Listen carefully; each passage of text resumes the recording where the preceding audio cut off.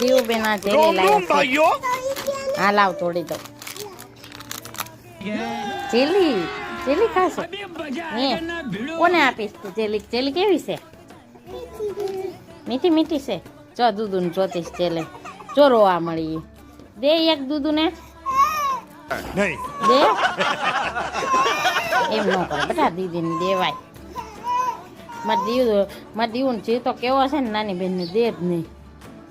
અરે કહેના ક્યાં ચાહતે હો? પણ એને નથી દેતી તો કેવી. આપણે નવી લેવા જાવું હો.